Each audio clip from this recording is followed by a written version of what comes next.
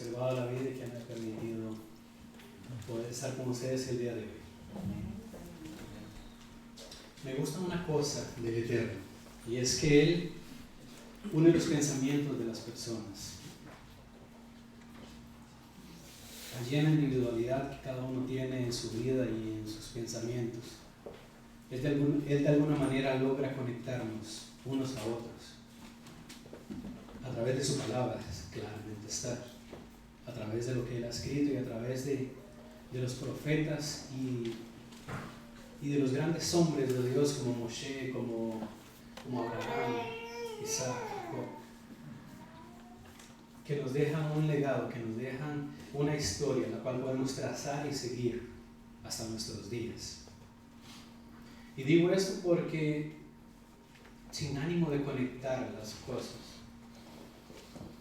el Eterno me ha llevado a mirar este inicio de la Haftará de Isaías como esto, como una creación.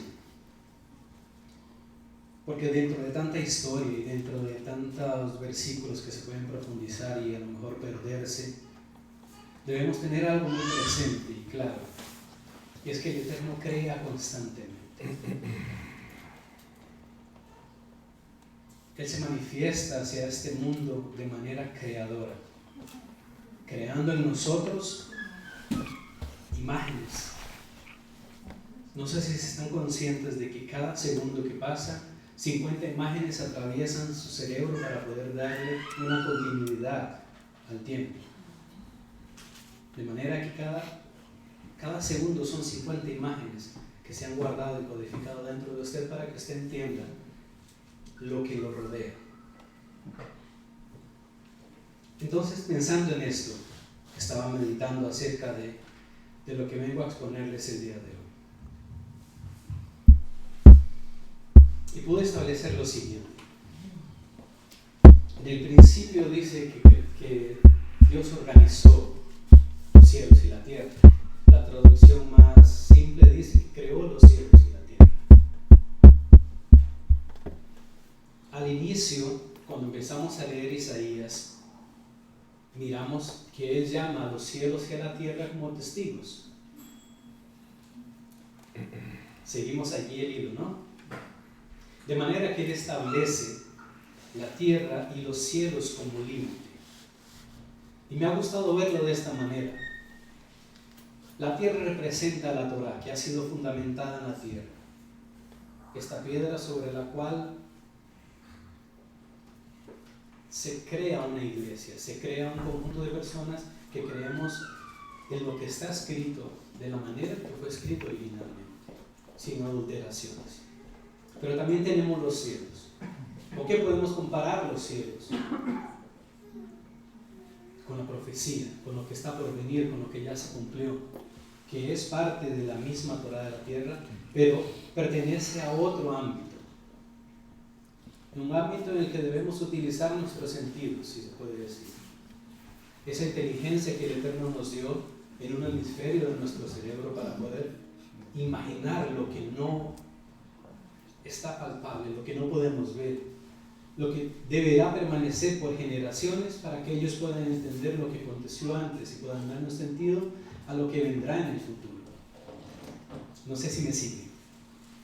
Tenemos una imagen, ¿ok? Una tierra, si lo pueden ver y cerrar sus ojos. Colocamos la Torá como el sustrato, como la tierra misma. Y la profecía como las nubes, como el cielo. De manera que puestos, parados sobre la Torá, nosotros podemos mirar hacia arriba y empezar a tomar, si se puede, las nubes, que son las profecías. De manera muy infantil quiero enfocar esto, porque así nos trata el Eterno. Nos trata como niños, que poco a poco debe ir dándole ese alimento. Empezamos de poquito y vamos comiendo cada vez cosas más sólidas, cada vez cosas más fuertes, cada vez cosas que nos nutren más. Y sin embargo, al final de nuestros días debemos ser como niños para poder entrar en su reino. lo que nos indica que nunca terminamos el proceso de aprendizaje ni de crecimiento. ¿Ok?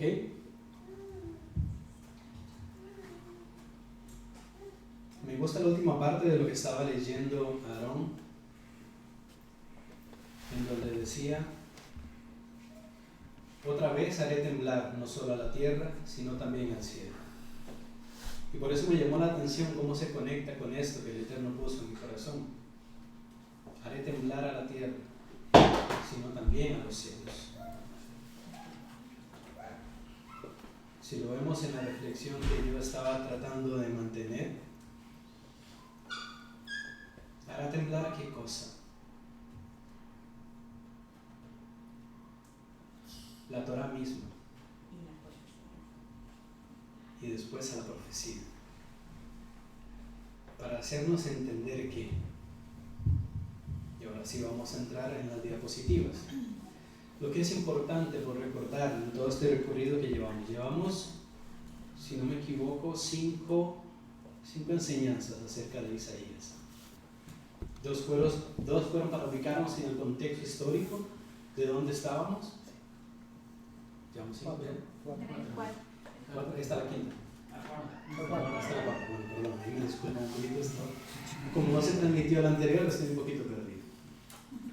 Pero bueno, importante recordar esto.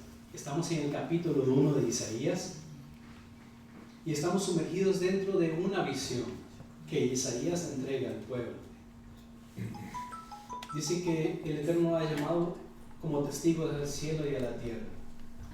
El tema central hasta el momento es que Israel se encuentra dividida, rebelde, obstinada, alejada de todo lo que le agrada al Eterno, que tiene falta de conocimiento y que su principal característica es que carga iniquidad, de manera que Hashem ha empezado a entregar sus pruebas en contra de Judá y de Jerusalén. Allí nos quedamos, si lo recordamos, el Shabbat pasado. Quedamos en el capítulo 20, si no me equivoco. Y vimos muchos versículos muy claves que ya todos conocemos.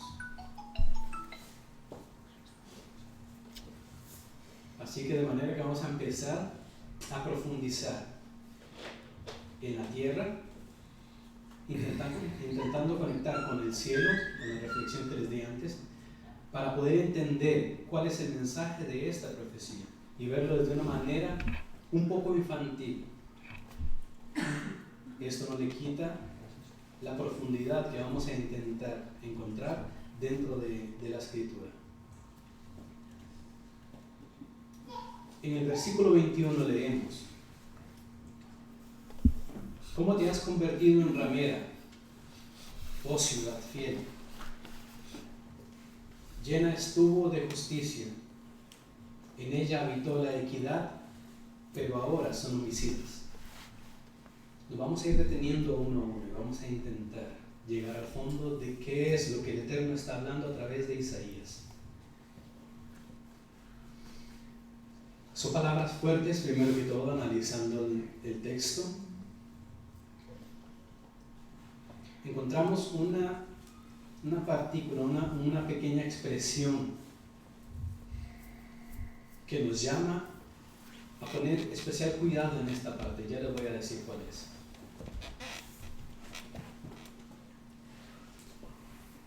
Empezamos, o el Eterno empieza a hablarnos, haciendo que recordemos imágenes que ya estuvieron en nuestra mente. Dice: ¿cómo te has convertido en ramera?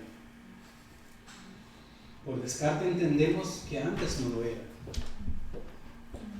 Nuestra mente da para entender eso, ¿no? Si se ha convertido es porque no lo era. Vamos al Salmo 78 para poder identificar qué es lo que quiere decir. ¿Lo tenemos por ahí, Dani? El Salmo 78, 36, para darle lectura. Si alguien me quiere ayudar, ya saben que me gusta que se involucre.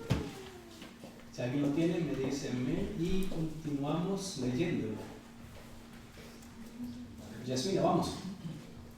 Empero le engañaban con su boca y con su propia lengua le mentían. 36 y 37. El corazón de ellos no era firme con él, ni se mantenían leales a su pacto. Ahí termina, ¿no? Entonces, Salmos nos pinta un panorama que describe un poquito acerca de la ciudad fiel. ¿Qué es lo que estaba pasando en ese momento? Para poder identificar cómo se convierte en una realidad. Lo puedo volver a leer y le damos sentido a lo que está diciendo. Una vez más. Empero le engañaban con su boca y con su propia lengua le mentían. El corazón de ellos no era firme con él, ni se mantenían leales a su pacto. Ok, perfecto. Entonces ya entendemos, ya podemos ir visualizando cuál fue el proceso de convertirse de una ciudad fiel a una ciudad ramera. ¿Cuál es la primera cosa que encontramos allí? ¿Cuál fue el primer paso que dio esta ciudad en el rumbo de ser una ramera y de dejar de ser fiel? Lo vimos la semana pasada. ¿Lo vio? Que habla de cómo ellos ofrecían sacrificios, ¿no? En las fiestas, en todo. O sea, ya cumplían eso. Pero luego lo que es más importante, que es la justicia, la misericordia para los pobres, los mansos, ¿no? Ellos no lo hacían. Entonces ellos le estaban mintiendo. O sea, con la boca decían tal, pero luego con sus hechos demostraban lo contrario. Claro. Sí, Daniela.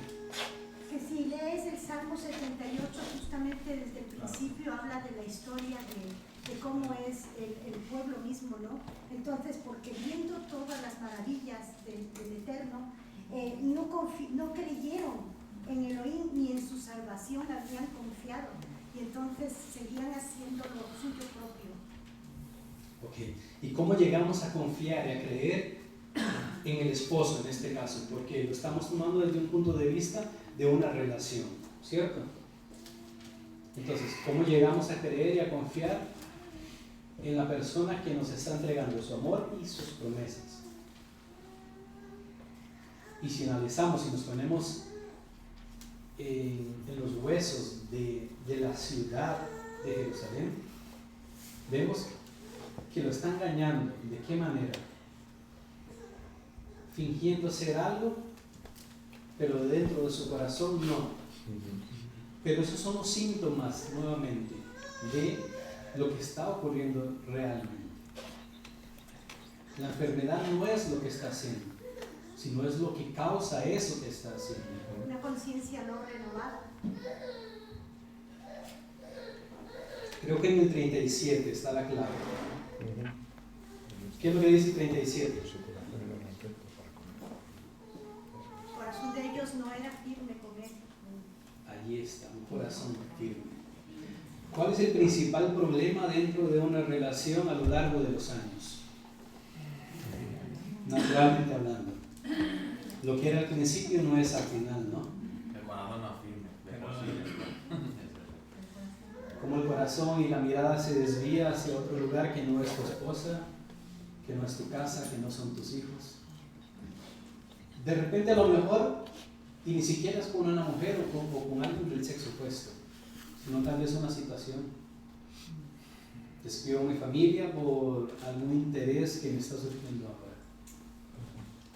Es algo para tener en cuenta. Cómo se desvían nuestros ojos detrás de lo que no necesariamente es lo que intentamos aparentar. Y no es intentar aparentar. Es tener consciente que nuestro corazón debe estar centrado en la fidelidad.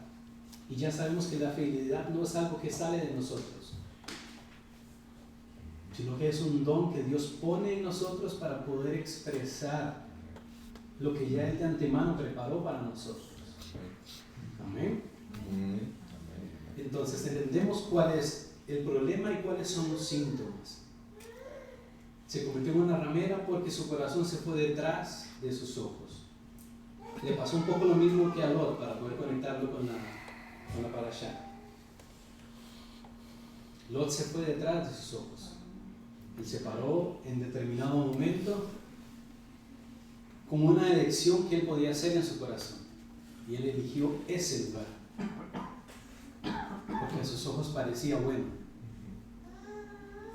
Pero él no, lo que no meditó es que él no necesitaba que el lugar fuera bueno para ser próspero. Y ya lo había experimentado.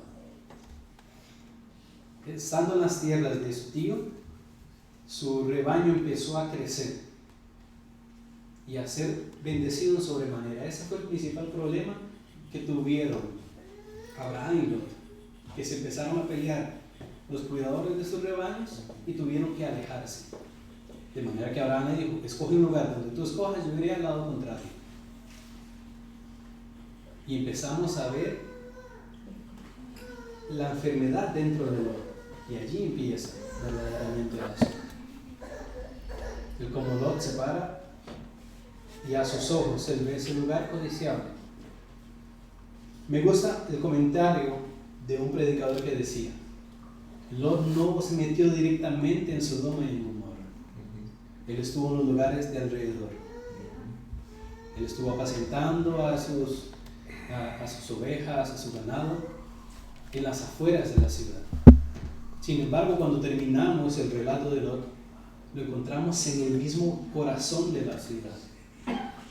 De manera, ¿cuál fue la transición de estar fuera de la ciudad a estar dentro de la ciudad al final de la historia? Y más allá de eso, preguntamos el por qué fue que ocurrió todo esto. Y lo entendemos con la visión que Dios me regaló. Todo esto que ha sido escrito y todo esto que es explicado, que se toman la molestia de ponerlo en la escritura, es para que tú y yo hoy podamos regresar y mirar ese camino que ellos tomaron y que hicieron, para poder aplicarlo ahora a nuestras vidas. Ciertamente han pasado casi 4.000 años, 3.500, no lo sé. Pero somos lo suficientemente inteligentes para entender que no es algo físico y que lo que ocurrió ahí puede ocurrir hoy perfectamente. Cambiarle la situación, cambiarle los parámetros, pero es lo mismo. Entonces, hay una alerta que vamos a encender ahora mismo, y es dentro de cada uno de nosotros si hemos sido fieles y cómo podemos llegar a convertirnos en una ramera. Hacer un rápido diagnóstico y poder ver en qué posición estamos parados. ¿Ok? Vamos al siguiente punto para seguir avanzando. En este mismo, Daniel, no lo avances. Porque Yehoshua hace una confesión muy clara. Él, caminando por las calles de Jerusalén, confirma las palabras cuando los llama a una generación adúltera, confirmando las mismas palabras que le dio a Isaías muchísimo tiempo atrás. Dice que la ciudad estaba llena de homicidas, como el rey Acab y su hijo. Si recordamos al rey Acab y a su hijo, cuando lo dio Juan David, podemos recordar esta historia y poderle dar una cara a cómo se encontraba la ciudad en ese momento. Ahora sí avanzamos al 22.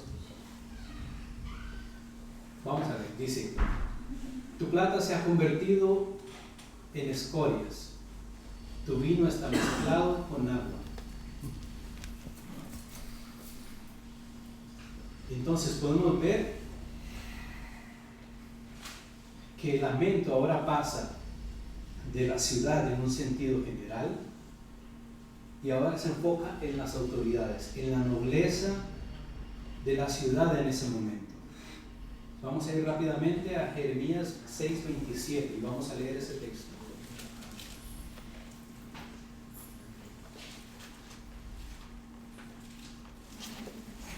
Nuevamente, si alguien me ayuda leyendo.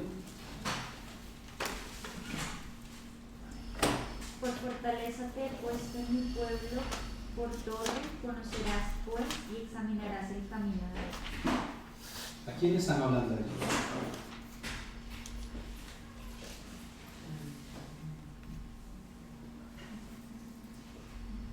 ¿Será la misma ciudad, el mismo pueblo?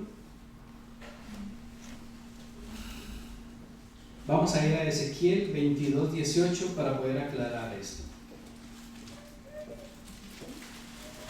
Ezequiel 22, del 18 al 20. Hijo de hombre, la casa de Israel se me ha convertido en escoria. Todos ellos son bronce y estaño, hierro y plomo en medio del horno, y en escorias de plata se convirtieron. Por lo tanto, así ha dicho Adonai, nuestro Señor. Por tanto, todos vosotros os habéis convertido en escorias, por tanto, he aquí que yo os reuniré en medio de Jerusalén, como quien junta plata y bronce, hierro y plomo y estaño en medio del horno, para encender fuego a él, para fundirlos. Así os juntaré en mi furor y en mi ira, y os pondré allí y os fundiré. Perfecto, ¿no? Está hablando a la realeza, a la nobleza, a la élite de la sociedad que en ese momento debía brillar como la plata. Y entendemos que el brillar como la plata es reflejar verdaderamente quién es Hashem en nuestra vida. Ellos se suponía que debían reflejar al pueblo lo que Hashem estaba haciendo con ellos para que el pueblo pudiera seguirlos y ser guiados de esta manera. Pero el Señor revela lo que hay en ellos, porque a la apariencia sus vestiduras eran blancas, y el mismo Yeshua lo dice: sepulcros blanqueados, porque por fuera aparentan, en las plazas aparentan, pero realmente lo que está dentro está corrompido. Yo que miro lo que hay adentro, miro nada más que escoria. Como la plata se ha adulterado y se ha mezclado con otras cosas. Como el ejad de Dios ha sido trastocado en ustedes y ahora no son lo que aparentaban ser. Y es que todo está envuelto en esto. El cómo nuestras vidas no reflejan verdaderamente a Hashem en lo que hacemos. Y hoy más que nunca. Porque no lo sé en ese entonces. Yo intento transportarme en el tiempo e imaginarme cómo sería un día normal en ese entonces.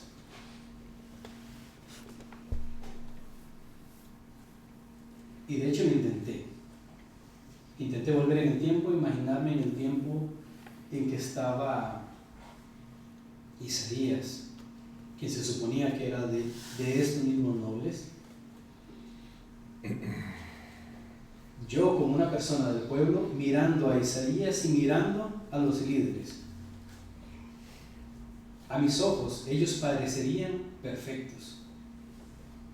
Yo los miraría por la calle y diría, bueno, yo algún día quiero llegar a ser como ellos. Era el ejemplo a seguir en ese momento. De pronto se desliga uno de ellos y empieza a atacarse entre ellos. El pueblo no entendería el porqué de esto. Se suponía que estaban bien. Sí, había guerra alrededor, había una sensación de incertidumbre,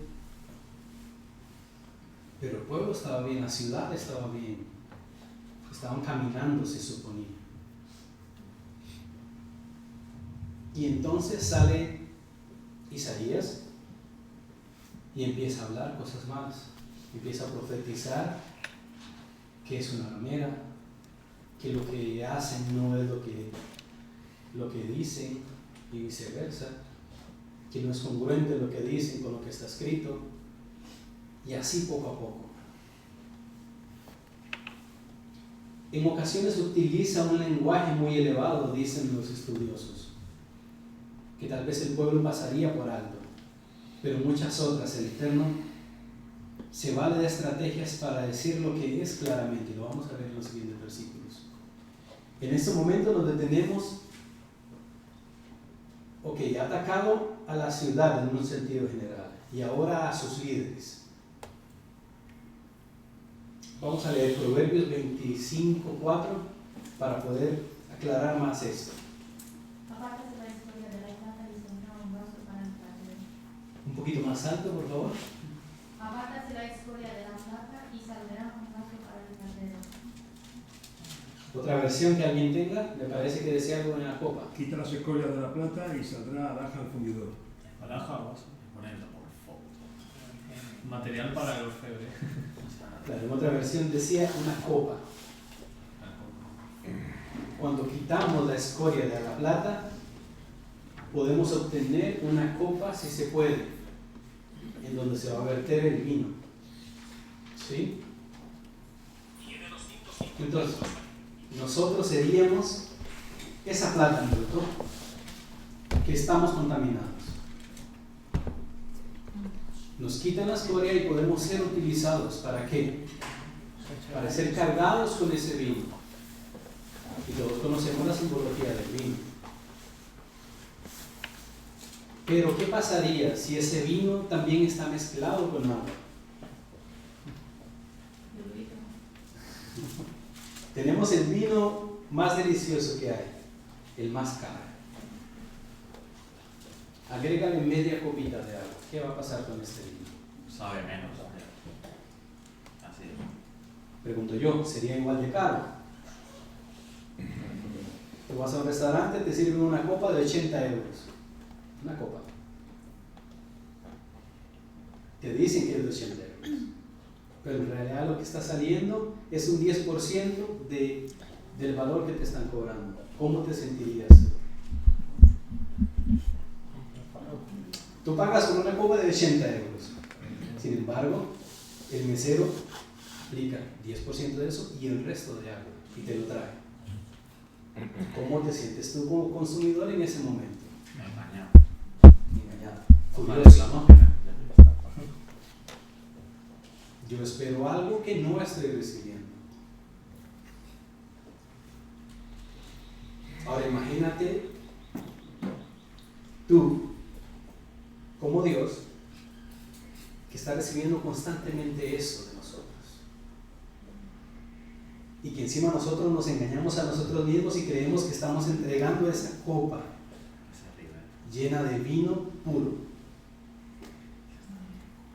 Nosotros mismos estamos engañados de que estamos entregando el 100% de la perfección de ese vino.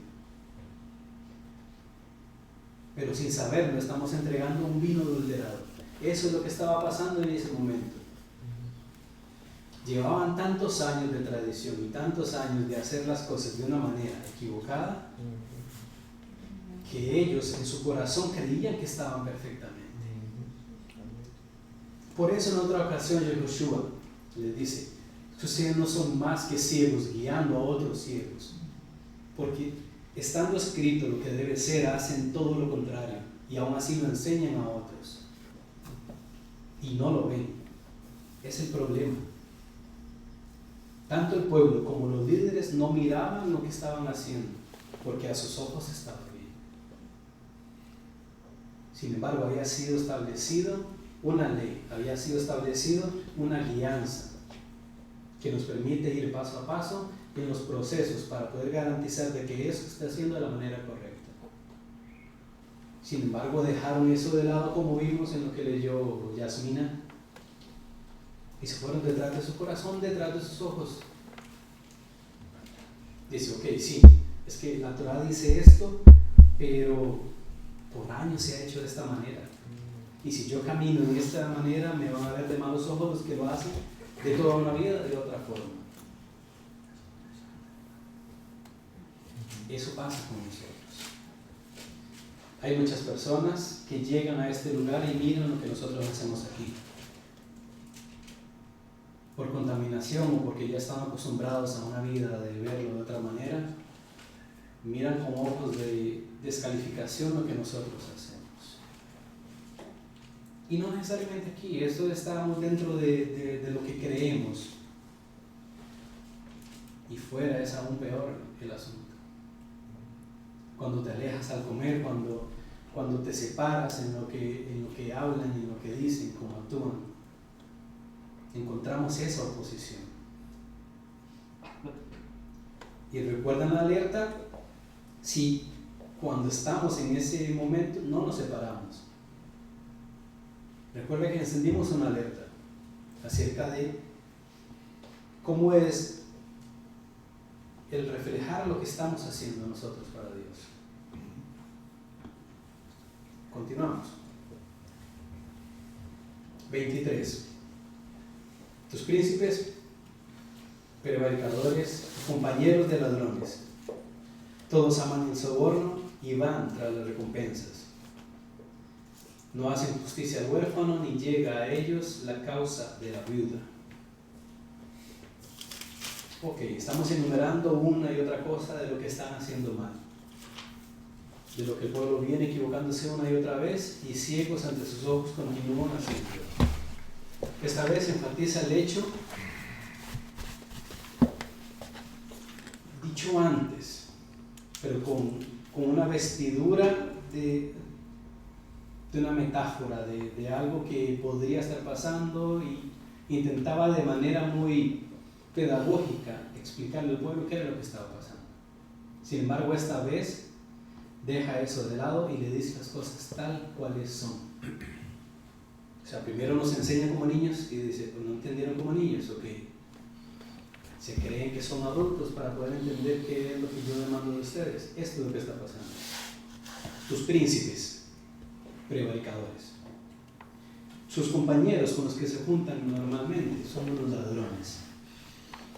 Entre ustedes se arman ahí la fiesta y aman el soborno. Van a buscar esas recompensas y se olvidan del huérfano y de la causa de la viuda. Contaminación total, vamos, es lo que está hablando. Porque enfatiza el hecho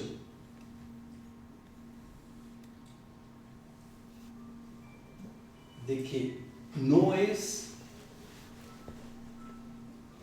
que amen el beneficio, es que toman acción para ir a traer eso que los está contaminando. No es el hecho de que sean contaminados allí donde están en su posición, con las situaciones que los rodean. Es que ellos se salen de la protección del camino donde ellos estaban yendo bien y van en busca de lo que les contamina y lo traen nuevamente y dicen, yo estoy bien. ¿Entienden? Van caminando perfectamente. Llevan la Torah en un brazo, llevan la profecía en el otro y caminan. En determinado momento dicen,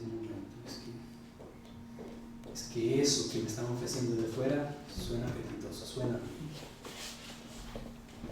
Y esto lo dejo por aquí un momento y me salgo. Y me voy. Y lo traigo. E intento taparlo con cosas que están bien para que parezca que no me he salido y que aún continúo. Entonces, en primer lugar, ellos están prevaricando. ¿En contra de quién? En contra del Eterno. Y si recordábamos las tablas que se entregaron en Sinaí, unas correspondían con lo que era mi relación con el Eterno y la otra mi relación con mi prójimo. Entonces, de manera que están quebrando los primeros, o la primera tabla, si se puede decir, en contra de Dios. Y en un segundo nivel, en contra de los hombres. Porque prevarican en contra de Dios y aún así añaden compañeros que son ladrones. Todo lo contrario a lo que deberían estar haciendo. ¿Esto qué consecuencia va a tener? Nuevamente vemos la enfermedad y los síntomas. Al alejarse de Dios, al ir en contra de Dios y al traer a nuestra compañía estos compañeros que son ladrones y lo único que hacen es quitarle al huérfano y a la viuda para beneficiarse entre ellos, crean un círculo vicioso que los encierra. En este caso, el Eterno le llama soborno, que nubla la vista de los jueces, que favorece, que no debería favorecer. Porque la justicia de Dios funciona de una manera.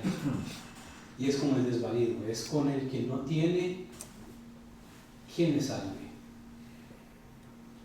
Nunca van a beneficiar a aquel que lo tiene todo e intenta aprovecharse. Suena un poco lógico, pero así es como funciona. La justicia de Dios y la Torá misma está hecha para defender al que está siendo pisoteado, al que está siendo menospreciado y al que está siendo apartado por causa de lo que allí está escrito. De manera que ellos con la Torá y la ley en la mano, yendo en contra de Dios y añadiendo ladrones a su círculo de amigos, están yendo en contra de los huérfanos y de la viuda, a quienes deberían estar protegiendo. Están sumidos en un círculo de soborno y eso los aleja del verdadero camino. En vez de ir hacia adelante, están volviendo una vez más al círculo. Vuelven con sus amigos, continúan, dicen, no, tengo que caminar, sí, pero se desvían nuevamente al soborno y caminan en círculos y no se dan cuenta. Les suena muy humano, ¿no? Si te ponen en un lugar que no conoces, ¿qué vas a hacer? Caminar. Caminar y caminar y te vas a cansar y no vas a llegar nunca al sitio. De hecho, es una técnica de supervivencia. Cuando estés en un bosque cerrado que no ves nada, cada 10 pasos corrige tu camino hacia la izquierda un paso. Por ejemplo, das 10 pasos donde tú crees que vas bien, pero al 10º gira y continúa. Y así vas a poder mantener una línea recta. No sé si lo sabían, pero es una técnica cuando te pierdes en un bosque. Camina normalmente como si tú fueras en una dirección recta, que tú creas que vas en dirección recta. Da 10 pasos. El número 11, desvíate unos pocos grados hacia la izquierda y vas a ir en un rumbo correcto. Pues estos príncipes estaban haciendo todo lo contrario. Ellos se ponían en su terquedad en que ellos estaban caminando bien y estaban siendo desviados hacia el mal constantemente. En el 24, por tanto dice el Eterno de los ejércitos, el fuerte de Israel. En este caso ponen Ea, pero es más un grito como ¡Hoy! Tomaré satisfacción de mis enemigos y me vengaré de mis adversarios.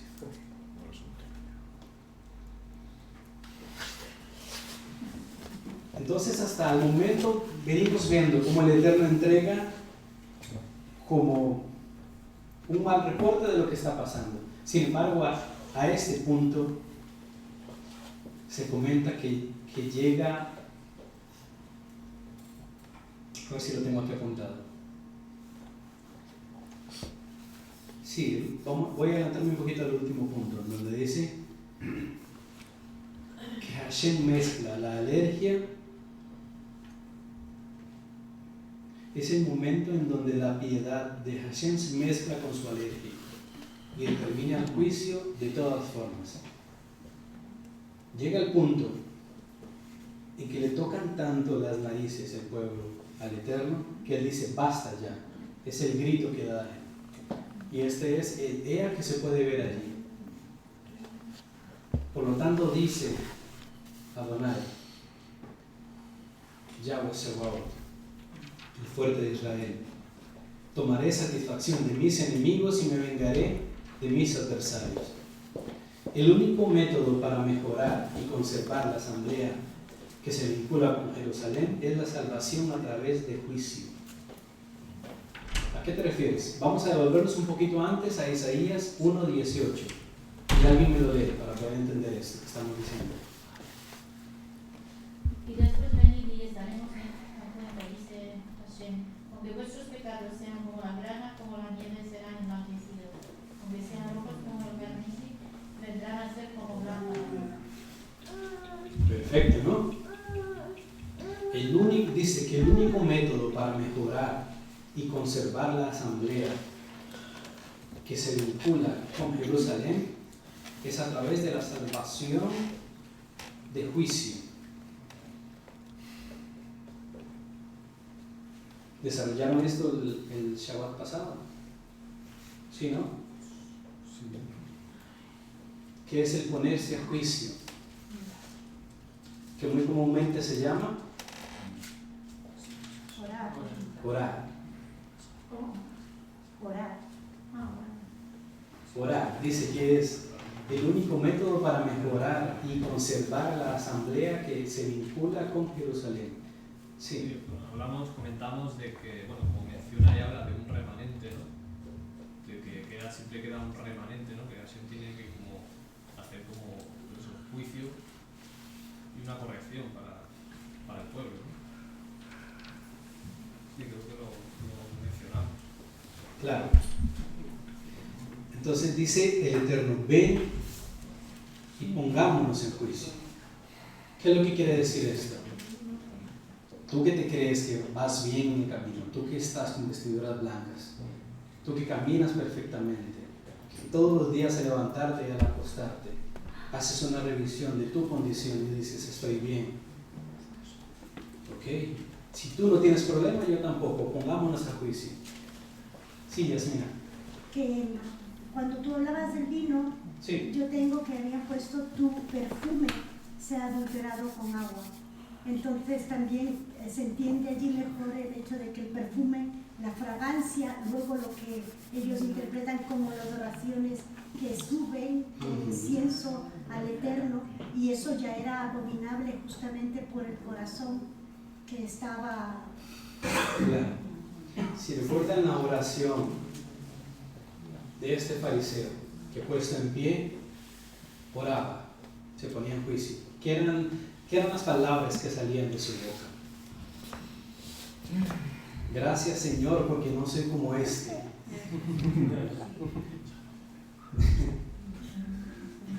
Él creía que estaba perfectamente lavado, que estaba perfectamente blanco, y diezmaba hasta las especies, la más pequeña. Por lo que he puesto en pie, yo creo que hablaba consigo mismo, a mi parecer. Porque decía, gracias, Señor. ¿Cuál Señor? ¿A quién estaba sirviendo? Si su corazón se encontraba de esa manera. De hecho lo dice el Mesías. A sí mismo se estaba sirviendo. Gracias, Señor. O sea, gracias a mí mismo porque no soy como Él. Porque de otra manera no diría eso. Este pobre, desnudo, que no es como yo. Yo que estoy bien. Yo que soy piadoso. Camino por las plazas y todo el mundo me elogia. Ayuno 2 veces por semana. Ayuno 2 veces por semana. Mira. Mas el otro, con su rostro en tierra, dice, humillado. Simplemente de su boca salía ese propicio a mí. ¿Qué quiere decir esto? Vamos a pensar un momento. Si hay en mí algo digno de ser usado, y si yo soy digno de poder estar en tu presencia, perdona lo que yo tengo y úsame. Es una verdadera oración. Me pongo en juicio delante de Hashem y entiendo mi condición de que no soy perfecto,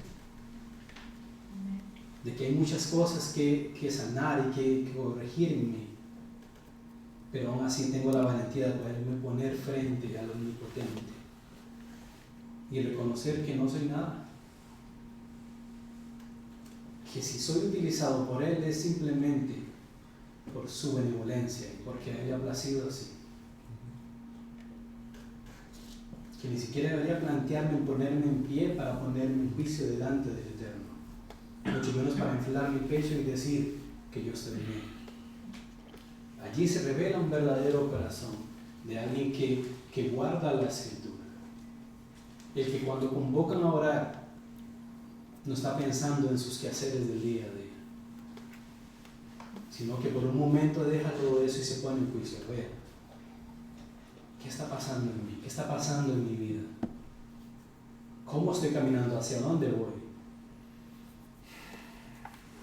El trabajo me absorbe tanto, la vida me absorbe tanto, que muchas veces me olvido del Eterno, me olvido de la Torah y me olvido de todo lo que yo estoy caminando. De manera que en alguien que entiende esto, no existe el ponerse a orar y pedir inmediatamente por algo que le haga falta. Porque entendemos que en el Evangelio ya dijo, mirad las aves del cielo, las flores del campo. No era para ir por la vida sin preocuparse por nada. Es que el Eterno tiene cuidado de ti en cada segundo para que no te haga falta en nada, siempre y cuando camines bajo la Torah. Y es la pequeña fórmula que muchas veces la gente no entiende. ¿Está pasando algo mal en mi vida? Ah, sí, es porque tengo pecados ocultos. No, es porque no estás caminando conforme a la Torah. ¿Por qué hay énfasis en el pecado y no en la falta de Torah? Intentan corregir lo que está pasando en sus vidas mirando el efecto del verdadero problema, de la verdadera enfermedad. El que estés pasando lucha y prueba con cosas que no tienen que ver con lo que la Torah dice que tú debes estar viviendo, es porque estás fuera del camino. De lo contrario, tu oración sería diferente y dirías, ok, cada vez que me pongo a orar estoy en juicio delante del Eterno. Y ese es el verdadero método para poder, yo como asamblea de Adonai, poder garantizar de que yo estoy caminando verdaderamente. De que aun y cuando se encontraran rastros de pecado en mí, ¿qué es lo que dice la palabra? En Isaías 1:18. Si fueran rojos, como nieve, ¿cómo van a terminar? como nieve, Como blanca lana. Dice que traigan un sacrificio, que mate 50 becerros, que traigan palomas. No, dice ponte en juicio. Ven tú, frente a mí, no me puedo ocultar nada, ¿cierto? Bueno, okay. Allí está el sacrificio. El despojarnos de nuestro ego, del querer ocultar a todo lo que está pasando, incluso de Dios. Sí. O sea, modernamente yo creo que lo que tenemos que entender es que el sacrificio es la confesión del hábito, ¿verdad? Para nosotros, ahora que no tienes que matar tú con un cuchillo a un animal. Eso es como se traduce. Sacrificio es igual a confesión de labios.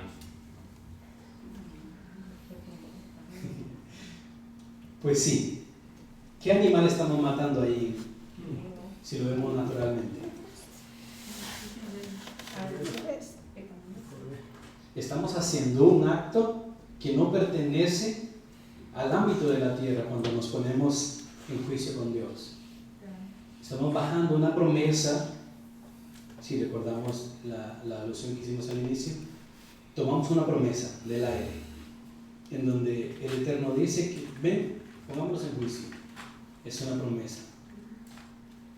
Nos ponemos en juicio, sacrificamos nuestra naturaleza humana, o sea que el verdadero sacrificio se está haciendo.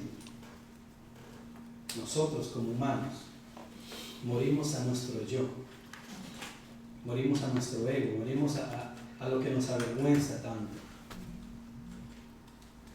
Y decimos, esto es lo que hay. No me presento con manos vacías, como dice el Salmo, porque mis manos están llenas de impurezas, de escorias, que deben ser limpiadas. Porque de otra manera pasaría lo que está hablando el versículo, en donde el Eterno exclama con estos verbos onomatopéicos que dicen ahí, que denotan un gemido profundo y pesado que no podemos escuchar si no utilizamos nuestra imaginación. Porque ¿cómo escuchar el gemido profundo y pesado del Eterno cuando dice ya basta en nuestras vidas? Muchos lo escuchan cuando el eco crea en nosotros una mala situación, llámese crisis económica, crisis con los hijos, llámese una enfermedad. No estamos atentos a la voz del Eterno para escuchar ese gemido antes de que venga la consecuencia.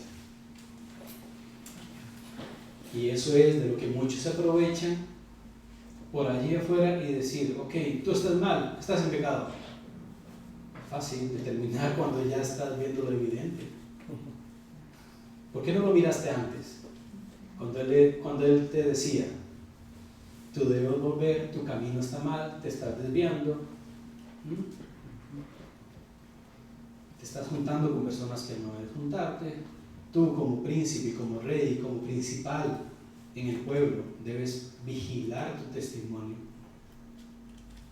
Es muy fácil cuando ya el Eterno mete la mano y determina de que la única forma para poder corregirte es ponerte en juicio delante de él. Allí es donde está el problema, cuando pasamos el límite de lo espiritual y pasamos al ámbito natural. Y dentro de nuestra naturalidad podemos entender lo que el Eterno estaba hablando desde antes. Ahora lo entendemos. El capítulo 24. Entonces dice, tomaré satisfacción de mis enemigos. ¿De quién está hablando ahí?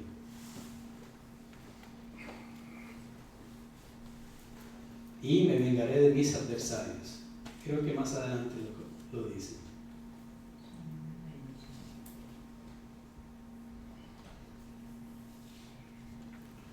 Y si no, volvería a este. Ok, el 25. Continúa, dice. Y volveré mi mano contra ti y limpiaré hasta lo más puro de tus escorias y quitaré toda tu impureza. Llega el punto donde el Eterno debe intervenir en nuestro camino y mover su mano de un estado de descanso a entrar en vigor para infligir un castigo judicial o menos frecuente, en este caso para salvar. Muchos podríamos equivocarnos al pensar de que cuando pasan estas cosas en nuestra vida es para destrucción. Aunque al final de los tiempos iba a ser así. Sin embargo, no me quiero adelantar, pero estamos en una especie de gracia en donde lo que pasa en nuestras vidas y creamos que no tiene solución no es más que el Eterno, que estaba tranquilo, estaba en un estado de descanso, su mano no se movía para nada mientras nosotros hacíamos lo malo delante de sus ojos. Creíamos que estábamos caminando bien y no era así. Mirábamos las advertencias que Él estaba haciendo en nuestra vida y no tomábamos en cuenta de que estábamos mal. Aún así Él expresa su gemido, trastoca alguna cosa de nuestra vida y nos llama la atención para ponernos en juicio y no reaccionamos. Entonces Él prometió antes que se iba a vengar de sus enemigos. Dice, y volveré mi mano contra ti y limpiaré hasta lo más puro tus escorias y te quitaré toda tu impureza. Entonces, ¿qué es verdaderamente lo que está pasando cuando vivimos una prueba dentro de los parámetros de la Torá? No estamos siendo castigados, ya lo podemos ver, ¿no? Aunque muchos lo ven de esa manera. Estoy siendo castigado porque mi empresa quebró y porque ahora mis hijos no tienen que comer. Nuevamente están viendo lo malo dentro de una llamada de atención buena. Porque como lo dice aquí, El que el Eterno mueva su mano, deje el estado de descanso que tenía por dejarte actuar a tu libre y con vigor inflige un castigo judicial. O sea, toma las promesas y lo que Él dijo que haría y lo hace. Pero como dice aquí, en casos menos frecuentes es para salvar. Quiere decir que nosotros somos afortunados de ser zarandeados, dice la palabra, por el Eterno. Porque de otra manera sería el juicio de castigo sobre nosotros. Siempre y cuando conservemos la vida es porque Él nos está llamando a cuenta, nos está diciendo: hey, despierta, estás caminando mal.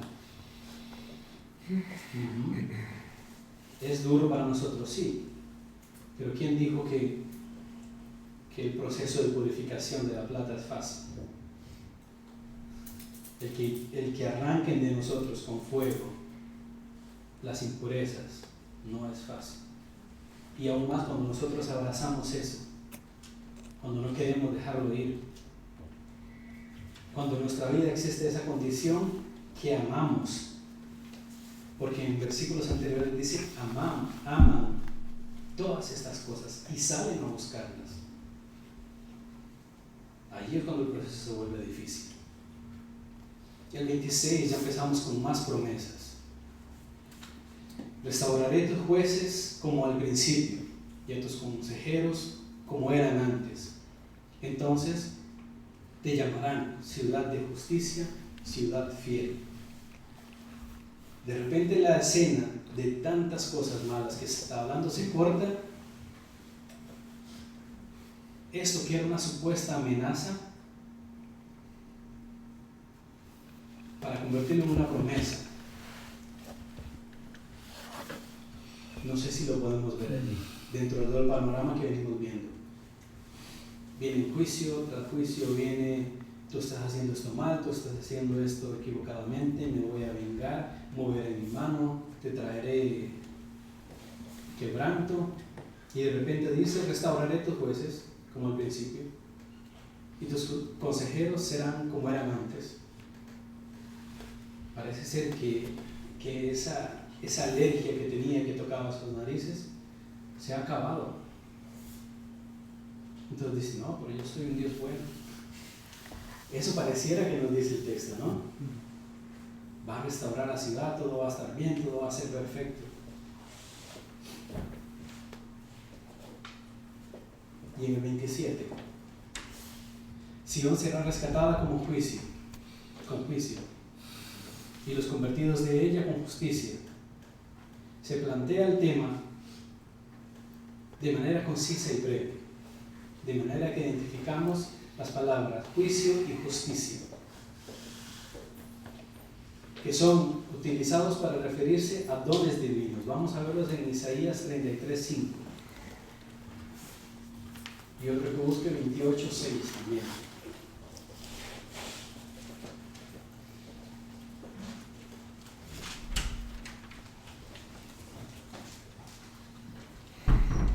Exaltados el Señor porque mora en las alturas y llena Sion de justicia y rectitud. Ok, lee 28:6. Y por espíritu de juicio al que se sienta en juicio, y por fuerzas a los que rehacen la batalla en la puerta. Juicio y justicia son las palabras con las que se limpia la asamblea.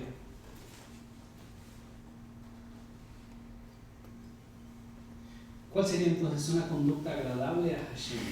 Y eso lo vamos a ver en Isaías 1:21, que ya lo hemos leído, y 32:16.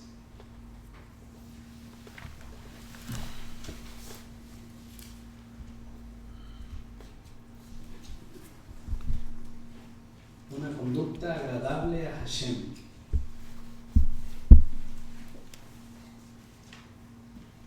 En el desierto morará la justicia y el derecho habitará en el desierto.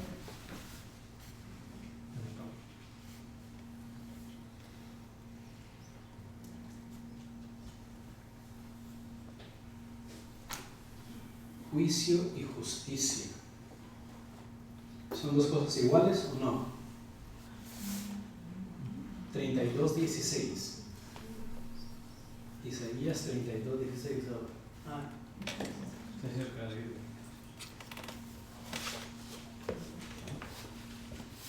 Ok. Ahora vamos a ver virtudes regias mesiánicas. Isaías 9:6. Y ya vamos a terminar explicando lo que es el mundo. Entonces, tus versículos.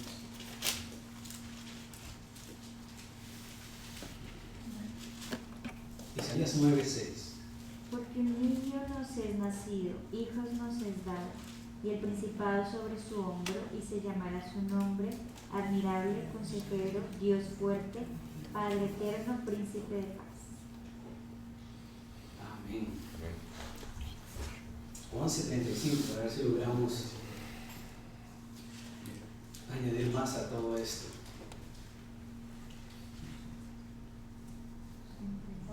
11:3 y 5, perdón. Del 3 al 5.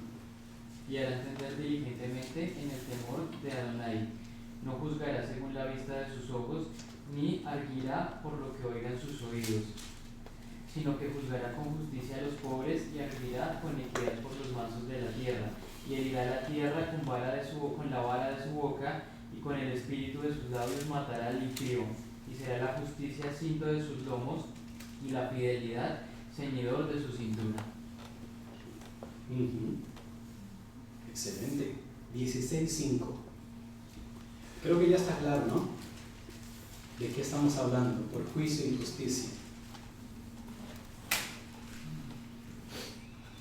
Será erigido por la misericordia un trono, y en él se sentará con fidelidad en la tienda de David, un juez y pesquisador del derecho y presto a la justicia.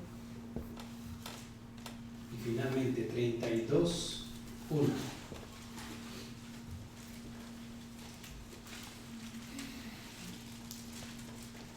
Tengamos presente que estamos viendo virtudes regias mesiánicas dentro de Isaías.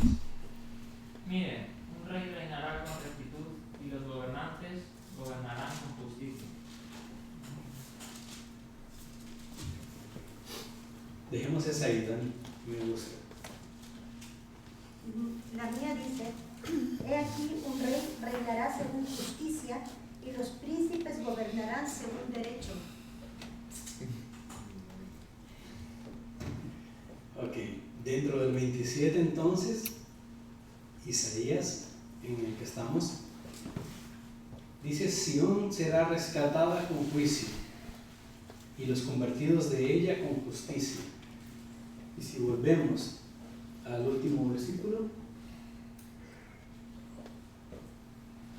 allí encontramos al rey, dice, ¿no? Miren, un rey reinará con rectitud, y los gobernantes gobernarán con justicia. De manera que Hashem revela su justicia salvadora por medio de su justicia. A ver si entendemos este concepto. Escuchen bien. De manera que Hashem revela su justicia salvadora por medio de su justicia punitiva, y posteriormente es tomada como simplemente don de gracia. Todos estos versículos que hemos leído y todo esto que he querido construir en sus mentes es para explicar algo tan profundo como el don de la gracia que se explica normalmente en la cristiandad. Que se vive por gracia, que ahora todo lo que hacemos se filtra a través de la gracia, que es el don de la gracia que hemos recibido, que podemos hacer cualquier cosa y ser aceptos en el reino de los cielos. ¿A quién les suenan todas estas palabras? Es que ahora vivimos por gracia, es que ahora caminamos y estamos en la dispensación de la gracia.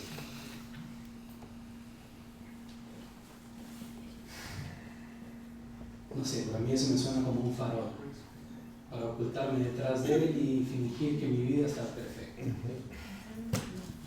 Cuando en realidad no significa eso. ¿Qué es lo que significa verdaderamente el don de gracia? Es que cuando yo establezca el verdadero rey en mi vida, yo gobernaré con juicio y justicia. Únicamente en ese momento.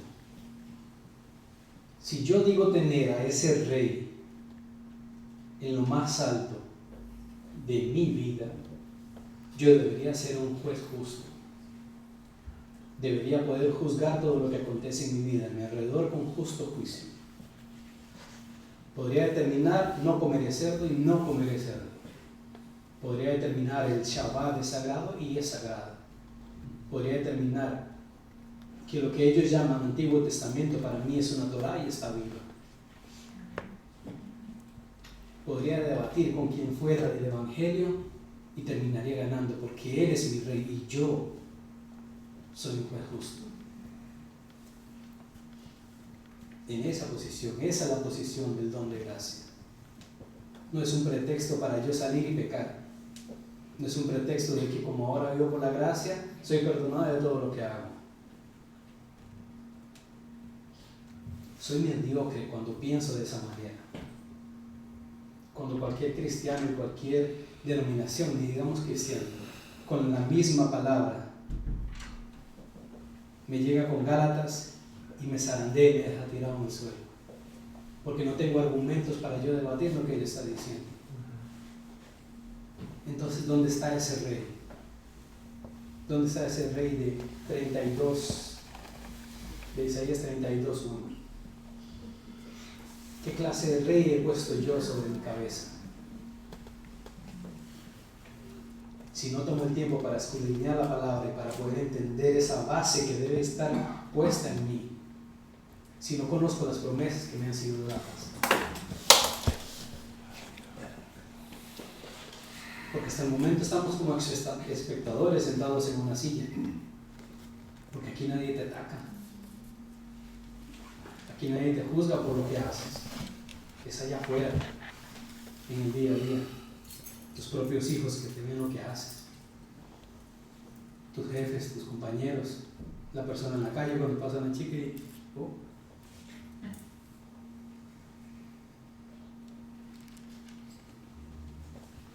Porque ahí mismo no paras y te pones en cuenta con Dios. Cuando haces esa falta ahí oculta. ¿Dónde está tu rey ahora? Es el principal dardo que nuestro adversario utiliza. ¡Oh! Te equivocaste, ¿dónde está tu rey? No es que tu rey te iba a ser justo, no es que eras perfecto, no que eres mesiánico y utilizas Exit. ¿Dónde está tu rey ahora? El don de gracia no es algo para jugar. El don de gracia no es algo para crear un castillo ilusorio de una teología que no tiene ni pies ni cabeza. El don de gracia es poder entender que Dios es un juez justo. Que no le valió entregarnos la palabra viva y dejarla por escrito porque no entendamos, sino que Él mismo se desminuyó y nos enseñó, vino a esta tierra,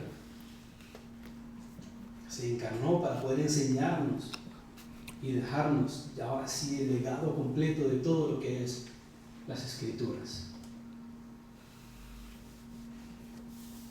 No para que nos peleemos dividiéndonos si existe o no existe, si este está dentro del canon, si el otro no está.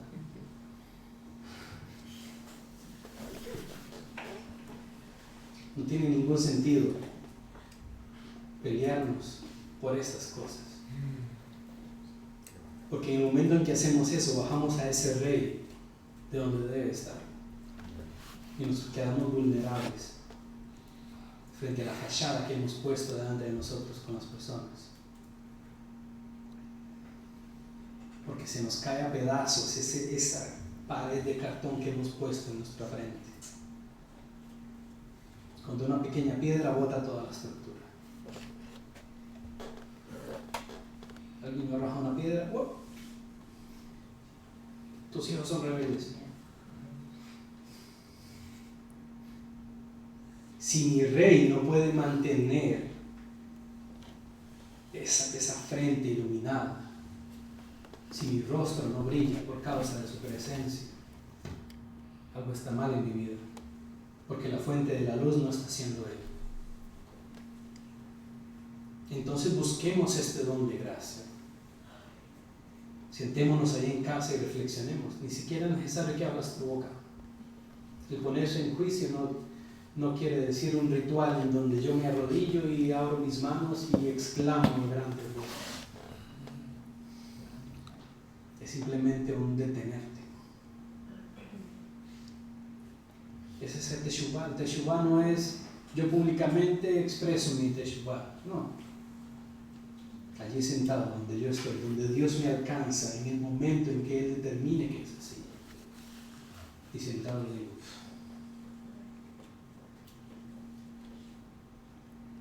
la verdad es que el Espíritu de Santidad realmente existe en mí. Y me convence el pecado aquí mismo, aquí en el metro donde voy, donde no puedo escapar a ningún lado, tengo que estar aquí media hora, una hora. Y allí, con el Espíritu Santo, nadie se da cuenta. Y me estoy poniendo a cuentas con Él. Siendo y fallé. Hoy no fui lo suficientemente hombre para poder pararme enfrente de esta situación. Hoy me iré y pequé. Ese poquito poco, día a día, cosa particular con cosa particular, vamos creando y vamos entronando a nuestro Mesías. Y entendemos que esa es la gracia en la que tenemos que caminar. Todos los días. Es como un camino que se dibuja a partir que avanzamos. Ponemos un pie y la gracia pone el sustrato bajo de nuestros pies. No es que el camino ya está hecho, es que nosotros lo construimos en nuestra mente cuando permanecemos en la Torah, cuando permanecemos en el Evangelio. ¿Y cómo vamos a poner eso en nuestros pies si no lo conocemos realmente?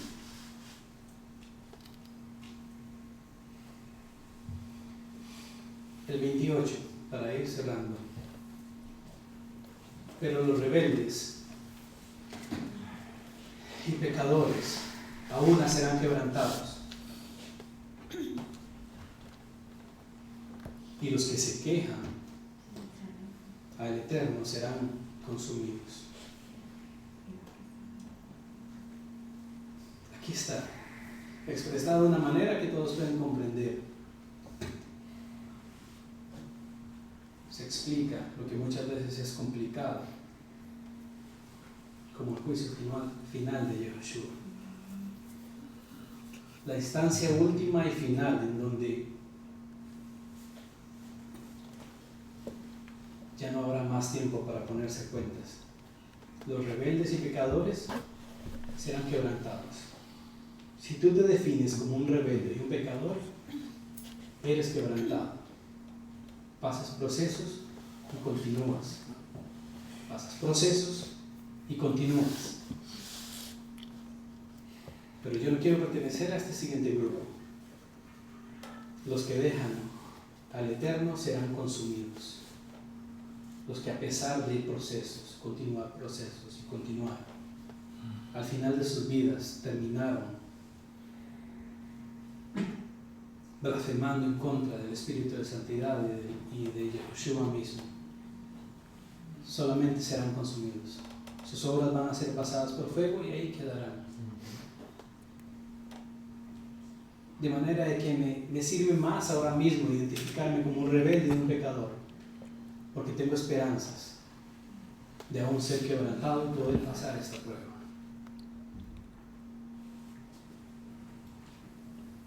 Y en el 29, entonces os avergonzarán las encinas que amasteis y os afrentarán los huertos que escogisteis.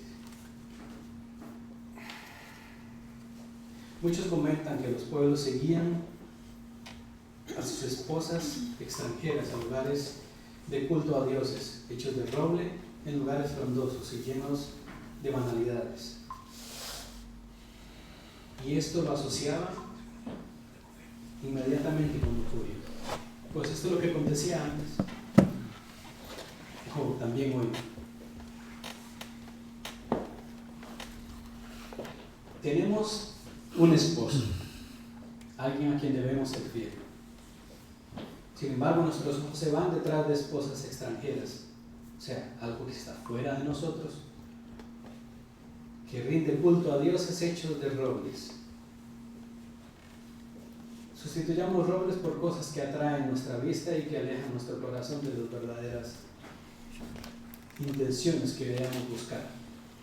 En lugares frondosos, o sea, opulencia, aparenta ser bonito, lleno de banalidades. Un coche, un chalet gigantesco, viajes, vacaciones en el Caribe, banalidades. Y eso lo terminamos asociando con la lujuria. ¿Qué es lujuria? Una exacerbación de nuestros sentidos por querer algo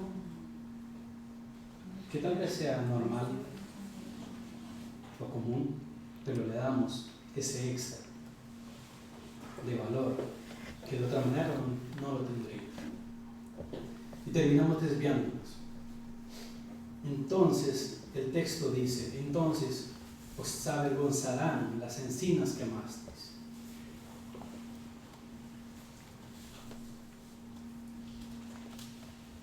Entonces,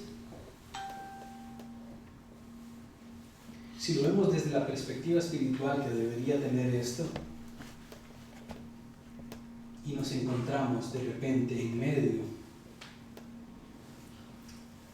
de ese jardín que hemos construido a nuestro alrededor, privado, en donde nos deleitamos en esos jardines que aparentan ser agradables y bonitos a nuestros ojos, en donde nos deleitamos en nuestras lujurias, damos rienda suelta a nuestros sentidos y nos extasiamos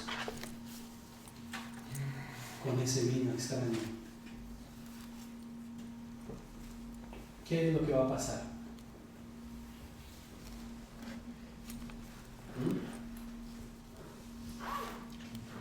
En el 30, porque seréis como esa encina a la que se le cae la hoja y huerto que le faltan las aguas. Es un espejismo realmente que se pone, ¿no?, frente a nuestros ojos. Porque ese huerto y esa encina, no sé si me entienden por encima, ese árbol frondoso en donde nos acostamos y creemos que todo está perfecto y está bien. Entendemos espiritualmente que se nos quita la venda de los ojos y qué es lo que vemos realmente. Que esa encina, que ese árbol realmente solo le quedan 2 hojitas por caer, que no era tan frondoso, que no era tan bonito, no era tan llamativo, y que el huerto en donde estábamos y éramos saciados está seco, es hojarasca. ¿Sí?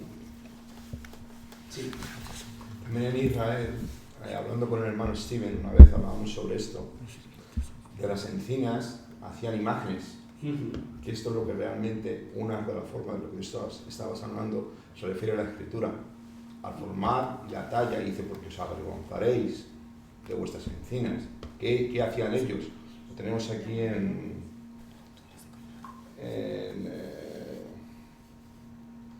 versículo, parte del leño el fuego, corta cedros, dice, el carpintero tiende la regla, lo señala con almadre, lo labra con cepillos, le da figura con el compás, lo hace en forma de varón a semejanza de hombre hermoso para tenerlo en casa, corta cedros y toma ciprés y encina que crecen entre los árboles del bosque, planta pino que se críe con la lluvia. Eso es algo que allí utilizaban mucho, aparte de ser un árbol frondoso donde adoraban debajo de ese árbol a dioses extraños, también de este árbol de la encina hacían imágenes. A ver si les doy un ejemplo gráfico que van a poder asociar muy fácilmente. ¿Qué es un árbol navideño? un árbol navideño. Algo que por mucho tiempo le enseñamos a nuestros hijos que traía felicidad. Que una vez al año podíamos regocijarnos porque debajo de ese árbol muerto había gran felicidad y podemos encontrar eso que saciaba nuestro apetito humano de ser reconocidos como buenas personas.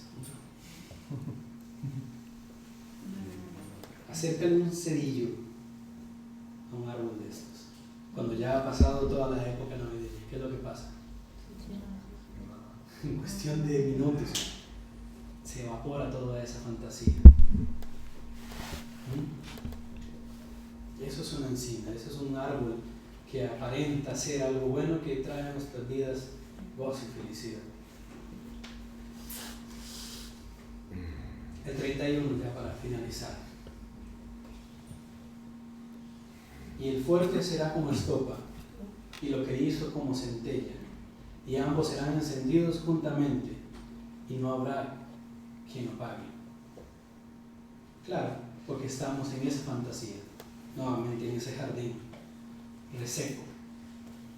¿Qué es lo único que hace falta para poder acabar con todo eso?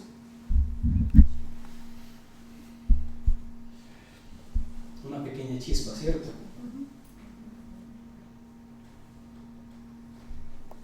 Esa pequeña chispa que viene a acabar con nuestra fantasía. Todos en algún momento estuvimos en esta posición. Y lo digo con tanta seguridad porque recuerdo exactamente el día y el momento en que esa chispa cayó en mi fantasía y la encendió por completo, en cuestión de minutos. 20 y pico de años de una religiosidad fue consumida así, en un instante. Porque mi venda cayó, mis ojos fueron abiertos y todo a mi alrededor estaba seco. Estaba podrido, estaba sin sentido. En lo que yo creía que me estaba deleitando no era verdad. Lo que mi mamá me enseñó durante muchos años y estaba allí frente a mis ojos y yo lo veía reverdecer y parecía tan vivo. La venda cayó una chispa ahí mismo y se consumió todo. Y no hubo quien apagara ese fuego. Porque no hay manera de que nadie me haga volver a ese jardín nunca más. Porque entendí que era pecador, entendí que era falta. Entendí que yo aparentaba hacer algo y no lo era. Entendí todo